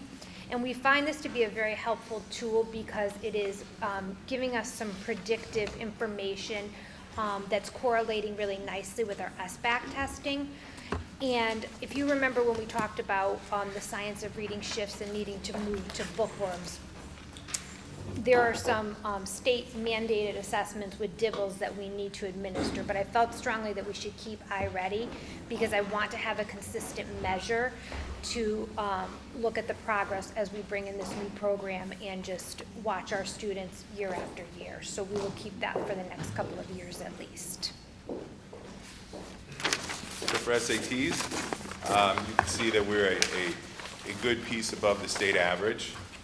We fall right in a little bit higher than middle of the DIRG for both math and ELA, 11th in the DIRG for math, 10th in the DIRG for ELA. And a really great accomplishment is our science scores this year at the high school. We're 4th in the DIRG, and we outscored the state by almost 20%. Back before COVID, we were below state average at the high school for our NGSS scores. So in a very short amount of time, credit to our high school teachers, Paris Godbout, we've made a lot of great gains there. That concludes our presentation, so thank you. We're very happy to share such good news with all of you. I have a Really silly fantastic. question. No Can such I thing. ask a silly question? So I know that the high school, they took the PSATs today. Were they always offered for 9th, 10th, and 10th grade? Or is that new? For the past many years, I'd Many say years? 4 to 5 at least. We shifted to adding on to 9th grade, just so it's an extra year of practice. Yeah, because I thought that, I think it's fabulous, but I mean, with the scores going up and adding that bonus year of having the PSAT just to practice in freshman year, I think is really great, so. And it's a good predictor because College Board and then can take the students' scores and they can go in and look at areas which maybe they struggled at individually and do some extra work if they wanted. So there's almost like an individualized plan that's connected with that if students want that option. So that comes home with the scores and guidance shares all of that information. From 9th grade? Yes, It from starts the with the 9th grade PSAT. PSAT. That's great, so it records their info and then they can opt to start studying for They can. wherever It's they're. through Khan Academy, which is a free Yep. resource. It's partnered with College Board, and it definitely targets different skill sets and different different areas of growth that might be needed, and it gives a nice direction for students to work. Awesome. This is phenomenal. Thank you. Thank Can I you. ask a question? So the scores look good. In terms of the SBAC, there are a few percentage points in comparison to last year that are down. What's the plan to actually address, figure out what happened and actually address? So each building digs into their own data. So when you look at this tonight, it's really, like we said, 3 to 8 combined. So each building administrator and teacher team looks at the data for their students, and they look for some trends. They look at the growth targets, because another measure that we're not talking about tonight, but will be on the accountability reports, are there are targets set for each student for that child to make a growth compared to how they performed the year before, because not everybody hits goal 3 or 4, right? But you may be at a level 2 and show a tremendous amount of growth, and that's something to be celebrated as well. So we dig in at the student level, the classroom level, and the building level outside of this data to kind of look for some of those trends. And then when we present the accountability reports, we'll look at some next steps in terms of, okay, do we need to go back in and look at some standards or something that we may be missing? We've done a real global look at it, and it's pocket by pocket. It wasn't like there was a particular standard that all of our students had a problem with, because that's almost an easy fix, right? Because then we can go through and maybe we need to add some supplemental material to our curriculum or something. So that's the work that follows after we get the generalized scores, but right now it's just pockets. Sometimes someone's up and someone's a little bit down. Thank you. I also, and correct me if I'm wrong, but I think it's also worth noting that it's not the same exact students. Right. Like when you're looking at the numbers, it's not the same exact cohort. So, you know, with elementary school, maybe it doesn't differ too much because you've only got 1 grade leaving, 1 grade coming in. But like consider something like middle school where you have 3 grades, 1/3 of those students are not, you're not looking at the same students comparing side by side. So there's going to be a difference in scores, and I'm That's sure right, that Michelle. they And one of the deepen. pieces that we do spend a lot of time is looking at the cohort, where we look at, like looking at the individual growth targets for each child, each student. We also look at year-to-year cohorts. So how did they perform in 3rd grade to 4th grade? Because we want to watch that same group continuing to make progress. Is that information available anywhere to look at the cohorts? Yes, we have some of that, and we'll dig in deeper with that with the accountability reports as well. Thank you. Linda, are the 3rd graders the first group or one of the earliest groups to have foundations and Haggerty? They did not, we don't have foundations, we have U-Fly and U-Fly, sorry. Haggerty. Yep. And none of them, they may have had a little bit of Haggerty at the end of their primary years, but that really would be the students coming up now. Okay. So. And U-Fly, we just started last year and this year. So those kids haven't hit the tests yet. Right. Anybody else? Okay, moving on to the DEIB report. I do have a report today. We're meeting in the coming weeks, and I will have an update for the board in November. Okay. District data? That Yeah, we was just did that. that. That was That was Sorry. the I went whole out of thing? order. Okay. And I take it that's the assistant superintendent's report? It is. Teamed up. Those are gonna be. Chief operating officer's report? Good evening, everyone. As you see in your packet, the current budget financial reports were included for the past month. I'm happy to report that currently all of our operating budget for the 24-25 is obviously being utilized excuse me, in accordance with the school budget. I did mention this last year. I think it's just worth reminding that you will see throughout the year line 112R, our reimbursable wages, will show flux. That is the negative that is sticking out currently. That is our reimbursable wages for our preschool program at the high school. And so what happens is as that tuition gets paid, it then comes back to us and gets rebooked upon that line. So that line will see negative flux throughout the year. But outside of that, it is early in the year, but we're moving along the way we should. Included in the report is the budget transfer report for the month of September. Just a reminder that any items highlighted in yellow are those that cross object codes that we respectfully ask for the board's approval this evening. I would like to take a few moments to address our reserve accounts at this time. We continue to work in conjunction with the town finance department to assess balances in our reserve accounts. What I've provided for you this evening is where our current balances in our reserve accounts stand. One of the things that happens as part of the end of the year reconciliation process is to make sure that all of our records are aligned with the town side of the records. We are an expense arm of them. And so one of the things that we did to make sure that all of our records aligned with the town was we actually completed a total internal audit of all of our payrolls for the 23-24 school year. One of the things that occurred this year is with the district shifting to a brand new payroll vendor, which is a system that operates outside of our accounting software. When we switched to ADP, that payroll vendor system makes sure everyone gets paid the way they're supposed to, but then we have to then take the files and upload them into Unis.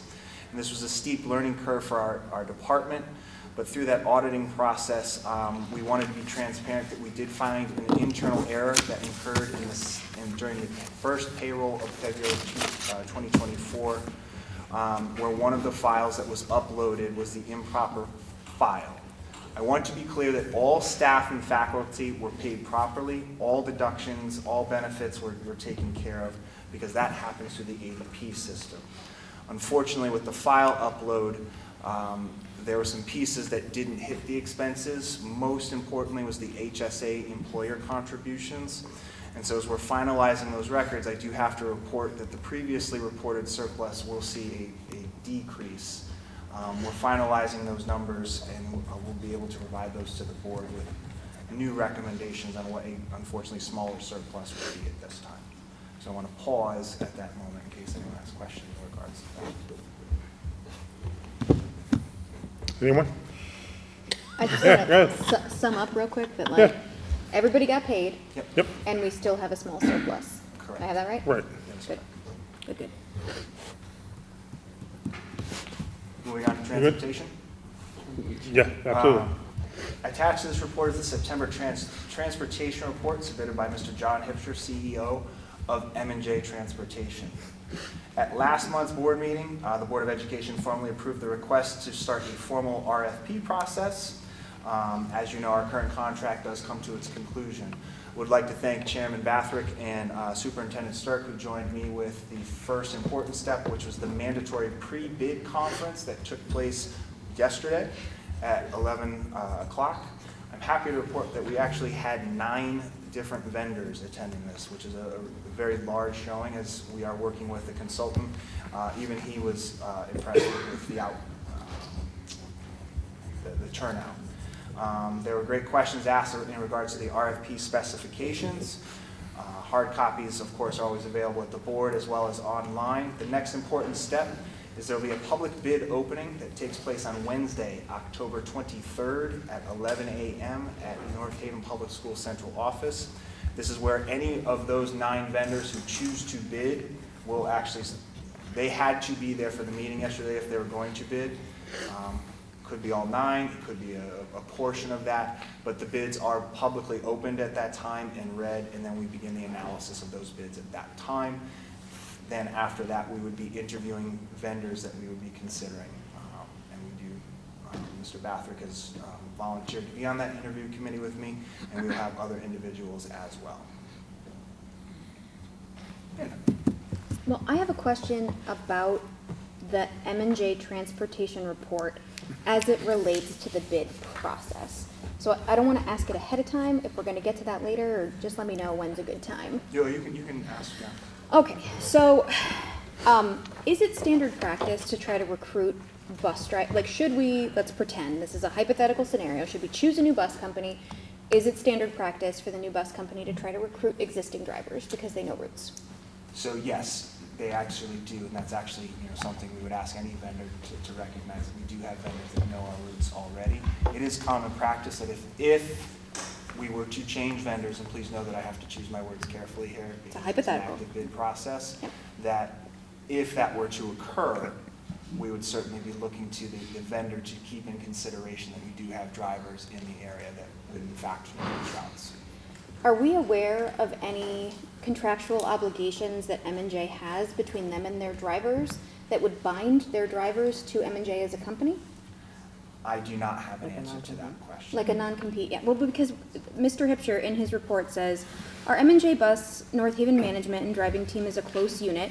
What is in the best interest of the district is to negotiate an extension of its transportation contract with us. This management team and driving family will stay with M&J Bus regardless of the outcome. So I just get uncomfortable because I know that like our drivers have been executing on Herculean efforts to get kids where they need to be on time. And I just want to make sure that I understand properly as the bid process moves forward, if the drivers are obligated to stay with M&J or if they're not, in the hypothetical situation that we should go with another bus company. I can't answer that question because I don't know their contractual obligations with their drivers. So that I would love clarity from Mr. Hipsher on this one because I read it and wasn't sure if I should interpret it as sort of a threat or, I don't know, or something contractual. So I would love some clarity on that one. Thank you. I mean, I agree that would be nice, but I don't know if they're obligated to I don't give think us they that are. information. I think he'd be within his rights to say that's none of our business. Our drivers might know. Well, we can ask. Yep. We can ask, but I think I'm with Joe. I don't think he has the obligation to tell us anything outside our contract with them. It smells a little funny when we get this in our monthly transportation report. Agreed. I Can did I wonder- ask you can I- a question? Well, it's, I guess a statement and then a question, because I always say this, but I think our reserve accounts are dangerously low. I know you know that, and I know I say it every month, but I just feel the need to continuously say it. I don't know why. And then the other question I had really was, when do building administrators and like department heads like Mr. Blumenthal, when do they start the budget process? It's a great question. We actually talked about that yesterday at our finance committee meeting. So we shared the draft calendar of the process with the finance committee yesterday. They'll actually receive all of their materials to start building their budget at the end of this month. They will have until November, I think it's 29th, to compile that information. They submit that to us at central office the first week of December. Joe, we at central office, we start to review those pieces, and then we actually have individual meetings with department heads, administrators, athletic directors about their budget. One of the things that we instituted this year as well is actually monthly meetings, for example, with the building principals, which our department has never done before. So we're hoping to add an additional layer of support to those departments in building those budgets. And the reason I asked this is, and I don't know what the proper way to do this is, but it's a concern of mine, and it's been something that's been echoed to me by a lot of different people. It's pertaining to, and this is by no way of criticism because the new facility and the new bleachers at the turf field are gorgeous, and it's a great place to sit and watch games, but the lack of a PA system there is, I don't think there's any other way to put it other than it's embarrassing to have to see, you know, the little speaker put out, you can hardly hear the announcements and stuff like that. We have that box up there. A lot of people have mentioned to me, why can't we put in some sort of PA system there? So I don't know if that's something that can be kind of thought of, at least thought of and contemplated in a budget process. And then the other question or thought that I had is, I know we continuously have had a discussion pertaining to air conditioning in the elementary schools, and I know that's very expensive, but I was wondering if anyone has ever thought of, I know we at one point talked about putting like, you know, window air conditioning units in, and I was one of the people that said I think that would pose security issues because it's a permanent fixture, you can come in and out. But the portable AC that, you know, you can roll around, it's just a tube that sticks out of the window.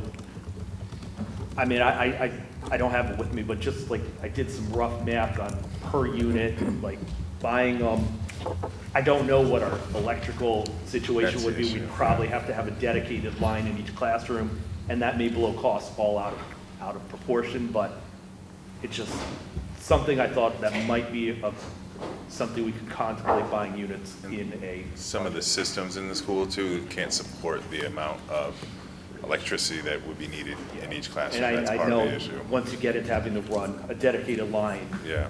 Especially in some structures, like their elementary schools are not modern, as we know, it's expensive. And we've used some of those in the past during summer school for specific students that has some needs, and they don't cool as best as you think that they would. Yeah, my thought was even if we could take the humidity Yeah, out I of the hear you. room, it's a win, but Yep. it was just something that I kind of We agree, we've tried to find something. wondered if it would, something we could work into a budget somehow. There. Maybe you can ask Steve about that sound system. Yes. Have him check into that. And it's actually something we've spoken to Mr. well, he's spoken to us about it, that he is trying to find a temporary, better solution for us, Mr. Monaco at the town. Okay, great. He recognizes the need to, and he may have some resources to share with us. Thank you. Yeah, it wasn't really a question. I just wanted to thank you, Christian, for all of your work during the RFP process. I know that we went through this in the spring, and I know it was a ton of work for you, and we're going through it again, and I know it's a ton of work for you, and I think that having 9 vendors show up is a testament to you and your hard work and just, you know, what makes North Haven possibly attractive for some of these vendors. So thank you for the time and the effort that you're putting in for that. As far as the air conditioning goes, that kind of made me think about we are soon in the process of starting like this elementary school audit or It the has school started. audit. It has started. We And started they're- the data collection I'm sure they're process. going to be looking, obviously, at, you know, all the different things that can happen, but that's gonna be a big piece of it. Yes. Yeah, the data collection process, we've got the information from the company, and Christian, Phil, Diana, building principals are all involved in gathering it, and going to very soon report back. I was gonna ask, you know, about the timeline on that sort of thing.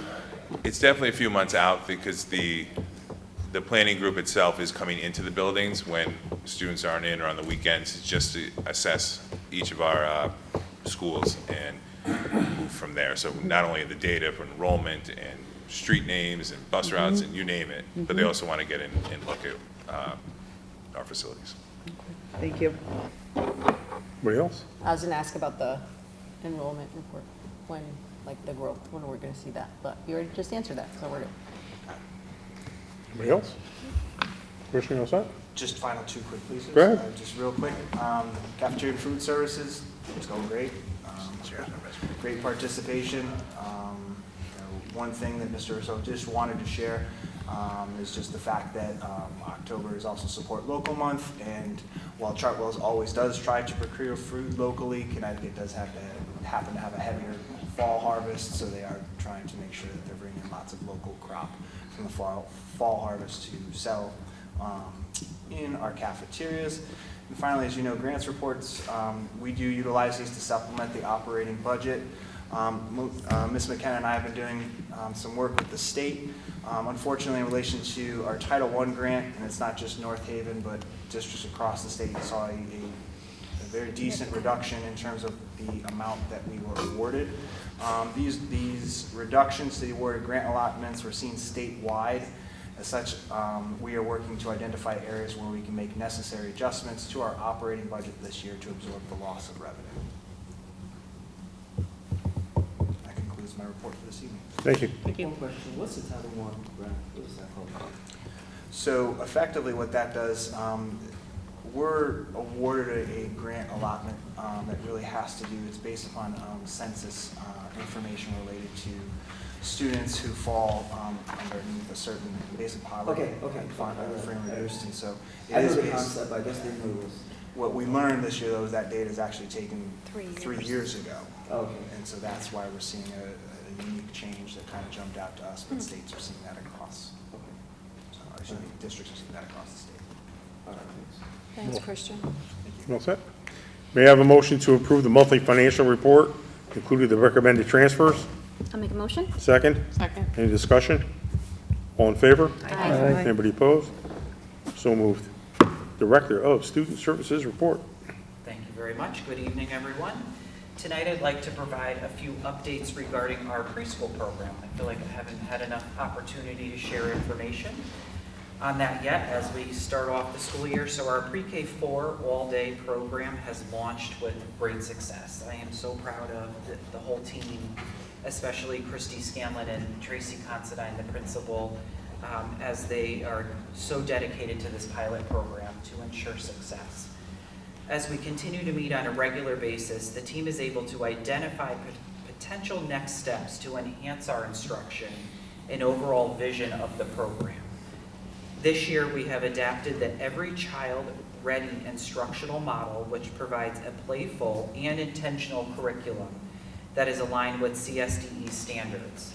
This data-driven program will allow our preschool team to take a real deep dive into the learning standards and strategies designed specifically for preschool students, preschool-aged children, paving the way for kindergarten readiness. Additionally, the preschool program has applied to receive additional support from Accreditation Quality Improvement Support, AQIS, offered through the Connecticut Office of Early Childhood. AQIS will provide a comprehensive process and steps for our NIAC accreditation, which is our preschool accreditation that we currently have, that we want to continue to work towards and renew as we go through that process. This support does include Mrs. Christy Scanlon, our coordinator for student services at the elementary level, to meet with ACEs at least once a month to go through the necessary steps and what might be needed through the qualification of the accreditation process by NIAC. Lastly, I just wanted to thank everyone who was able to come to our Rise Open House tonight. It was great to see your faces, and we appreciate your support. And our students are doing so well. It's great to see them grow at such a fast pace, and it's just every day it's a new adventure. And I feel like that adventure brings a lot of opportunity for our students, and it's definitely seen, and the families have been very happy with our transition there. My last bit is please don't forget to save the date, October 23rd, 5 to 7 p.m. at North Haven High School, Big Gym for our Special Education Resource Fair. Right now we have about 34 vendors, so it's a big jump. We've had a lot of vendors and local community partners reach out looking to join and have a table that evening, so I think it'll be a very well received and a wonderful opportunity for the community to come together and gain some more resources and support. And that's all I have. Thank you for your support. Thank you, Anthony. Thank you.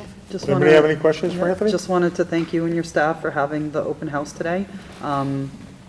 It's amazing, and you can tell that everybody's happy there and they're excited about it. I love the sensory room. Isn't that great? I wanted to stay there all night instead of coming here.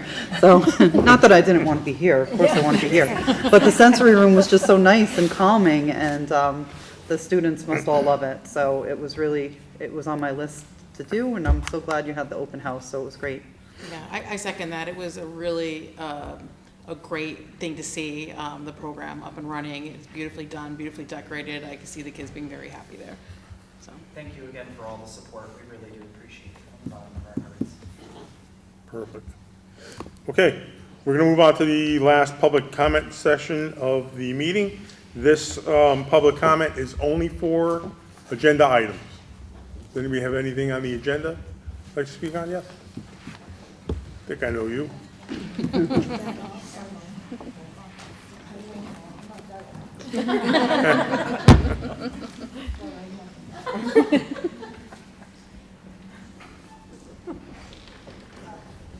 When you mentioned ACEs, it quickly triggered that last week I attended the ECA Gala for their 50 years.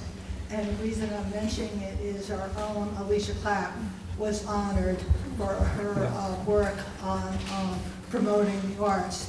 And for the people who don't know Alicia, she taught in town for about 30 years, and then she served on this board, and I know somebody who served with her.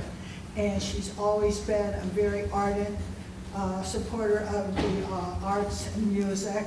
a real advocate, a real champion, and I thought that the board would be interested in knowing that she was given this honor. Thanks, Doug. Thanks, Donna. Anybody else have anything? Hi, I just spoke. You guys know I come from both sides. So for the monitors, we did receive that state mandated training. I was wondering if that was all the training that you guys were discussing for us, because we're dealing with these students while they are lovely. We do need better training working with their needs. They are very important to us. A lot of us monitors want to better help these students, however, we don't have the proper tools to do so. And I was wondering if you guys had discussed any of the proper training.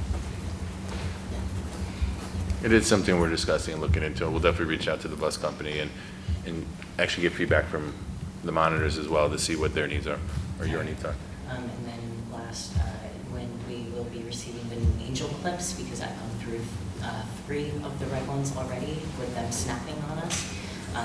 We're on our 4th one now.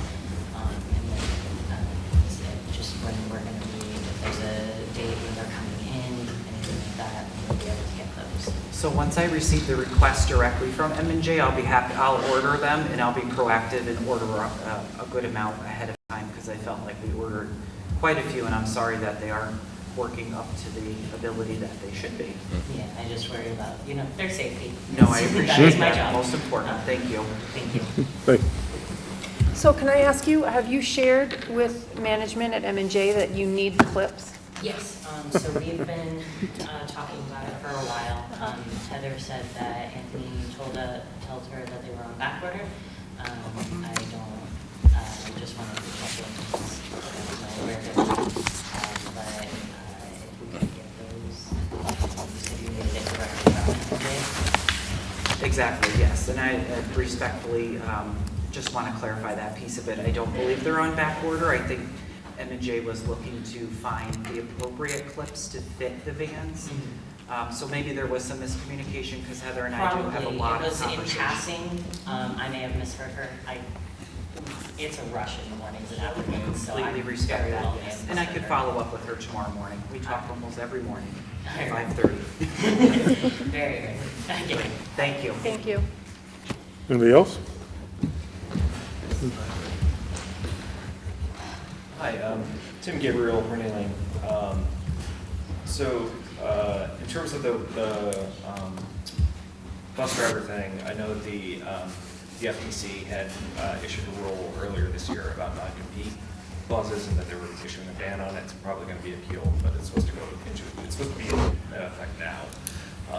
So I think that, I don't know if the bus drivers who are already working for MJ would be grandfathered in, or how that would look like, but that's something that's out there and worth sort of looking into. I wanted to thank you guys for passing the therapy dog and bringing them into the school. I think mental health is really important. Today is World Mental Health Day, so happy World Mental Health Day, everybody. And tomorrow is actually National Coming Out Day.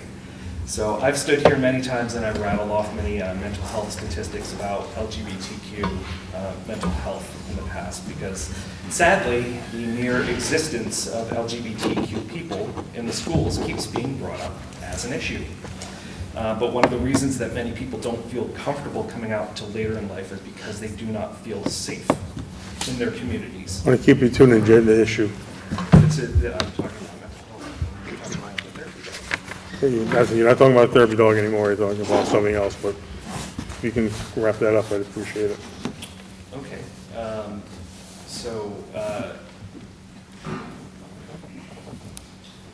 I guess we're not going to talk about people coming out and why that is important to mental health. Sorry that I brought it up, and I will sit back down. Anybody else?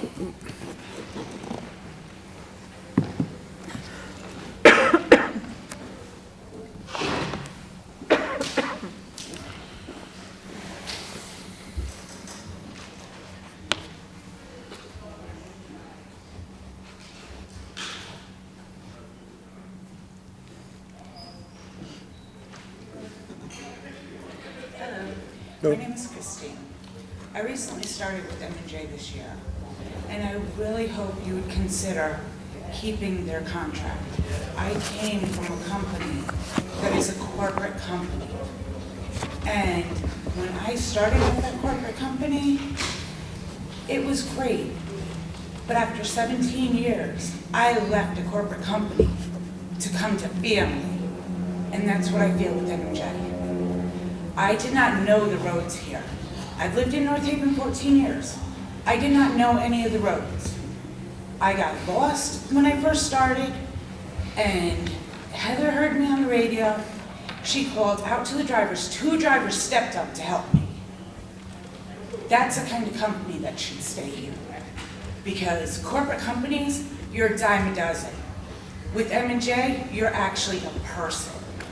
Thank you. Thank you. Anyone else?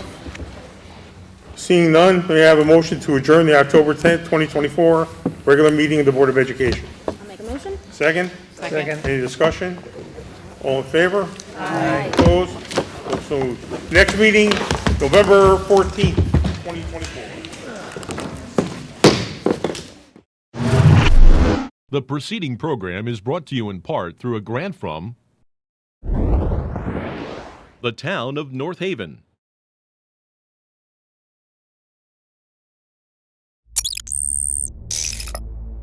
Watch town meetings or other videos on demand at nhtv.com.